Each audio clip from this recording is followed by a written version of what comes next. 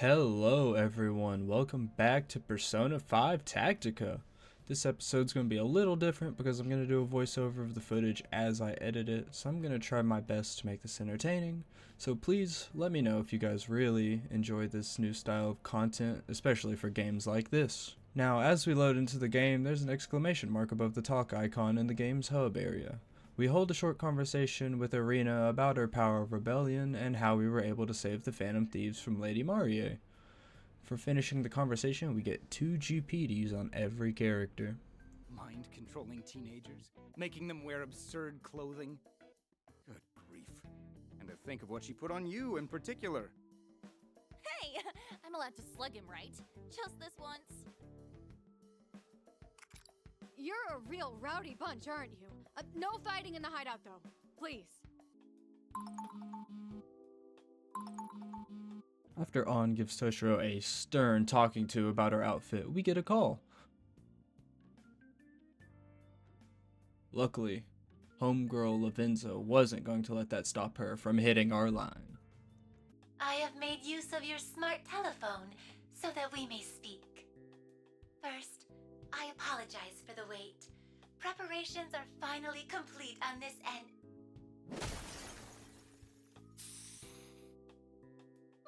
Not again! Take that! You... After a sick-ass transition screen and Lavenza kindly explaining what the golden gear we collected in the last episode is used for, we are once again introduced to Persona Fusion. I chose to fuse my Bicorn since Morgana already uses Wind, and my Kate Sith since Irina already uses Forget skills to fuse a Genbu. I chose the Stalking Hunter inherited skill and began the fusion. Just a moment.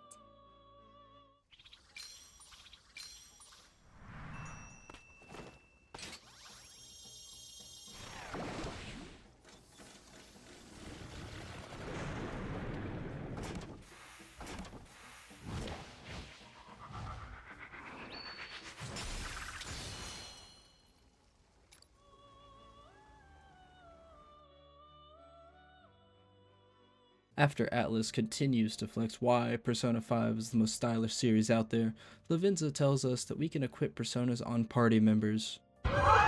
That's right, everyone else can have a secondary persona and can cover more types than ever. Honestly, I really fuck with this feature. They did something that adds another depth to the mechanics of this game, and it's something I really hope sticks around for future Persona games, and especially Persona 3 Reload. We say our goodbyes to Lavenza and return to LeBlanc, talking to Morgana and Irina about the sub-personas, a few of the hat guys in the rebellion, and An and Futaba before we set off on a side quest to get intel on Lady Marie's army. After the game lets us know we have access to An and Futaba, we're greeted with another extremely cool splash screen before we start combat. This level seemed to be more of a puzzle instead of the traditional level, and I would have had it my first attempt if Irina either wasn't out of SP or if both pieces of cover weren't the tall, fully blocking ones. However, I was successful on my third attempt, and let me show you how I did it in one turn.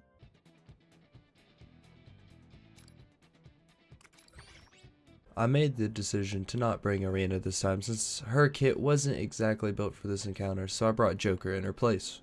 My opening turn, I used Morgana to push the bottom enemies towards the top enemies so that they were all grouped up. I then used An to hit all 4 of them at once with Augie, which granted me a 1 more. I moved her out of the way and let Joker finish them off with Aya so that he could get a 1 more as well. Take this! That's our Joker! Cleaning up the field! Finishing off that group of enemies, I then focused on the other set of enemies with Joker, hitting them with another Aya and ending his turn. Whip him into shape! I then used An to hit those same 2 enemies with another Augie, seemingly ending the battle. Looking good! 2 reinforcements showed up and prolonged my first turn, which gave everyone back their actions. I used Augie and followed it up with an Aya, barely not killing one of the enemies, but Joker got another 1 more and I used Aya a second time, ending the battle in 1 turn. After talking with everyone, we were then ready to set out on our next mission, saving Haru and Ryuji from the enemy's clutches. Our goal in this encounter was to have Toshiro reach the destination on the other side of the battlefield. This encounter went pretty well the first time around, until one of the enemies was barely able to hit Arena while she wasn't on cover, giving themselves a one more and actually killing Toshiro. During my second attempt, I kept Toshiro back much further from the party than I had before, ensuring he didn't take nearly as much damage as he would have moving with them. And after destroying the Phantom Thieves' ops, we had made it to the finish line.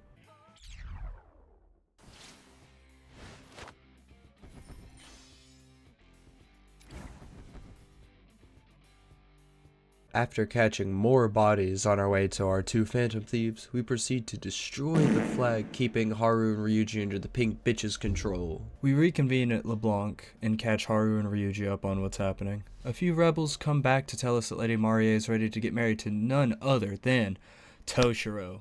Yes, he is the winner on the pinkest, bitchiest pussy you've ever conceived, but he's a government official and only into minors, so he's not all that interested in the big pink woman.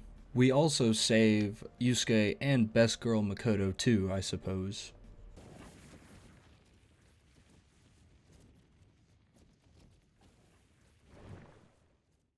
Better get ready.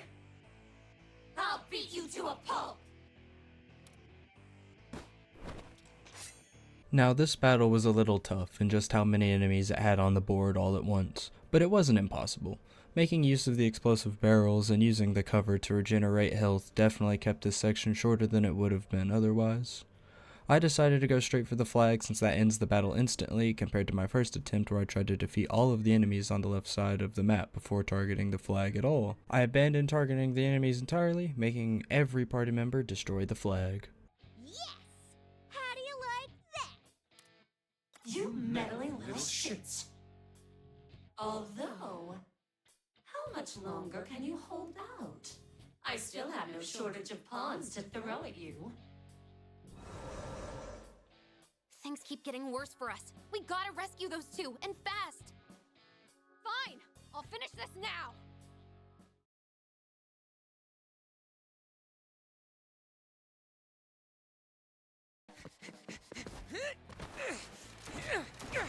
Take this! Here we go!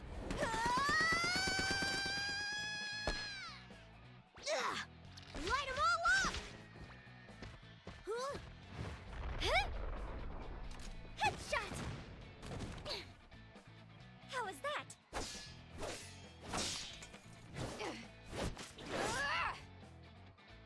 We've almost broken through! Everyone! Just one more push!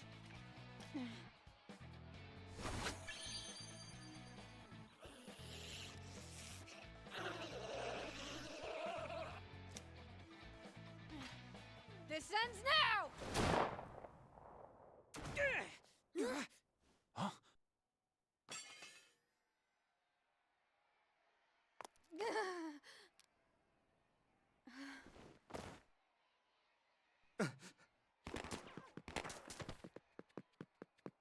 Arena! Arena! Say something! Arena!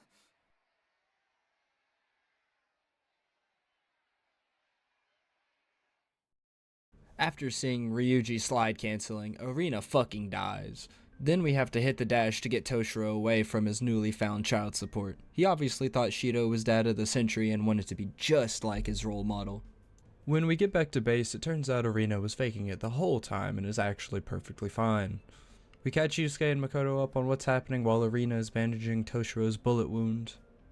We respec all the Phantom Thieves with the exception of Futaba to make sure that their skills will be on par with Joker's, which means we buy their elemental boost on the left column, their evolved elemental skill, and the Maw skill of their elemental move.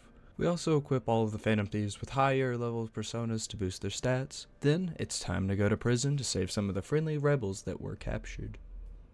So the rest of my footage doesn't have the game audio recorded. It hurts being this stupid sometimes, guys. Make sure to plug your headphones into your PC instead of your controller when using a capture card, or you will have zero game audio. So I'm just going to hit the spark notes on what happened in the remainder of my footage while I sit here and cry behind my editing software. As shown in the cutscene behind me, the Phantom Thieves and Rebel Corps storm Lady Marie's castle and liberate the plaza before heading inside. We find out that Marie's real-life counterpart is Toshiro's bitch fiance, who only wants him for his huge, massive, gigantic political power. We move on from that and have to defeat some easy enemies in a dining hall, then we have to run through an all-white dining hall for the wedding, not stopping to fight enemies since the goal is to reach the other side of the map. And after that, we finally run back into Marie by barging in on her fantasizing about her boy wife Toshiro. She's obviously not happy about being interrupted, so we drop a comically large bell on her head and send her straight to horny jail. After Marie tells us that she isn't feeling so good, she tells Toshiro that she knows all about his kitty diddling and fucking dies. We find the door that Marie was hiding in her sex dungeon, and it's time for the Phantom Thieves to go home.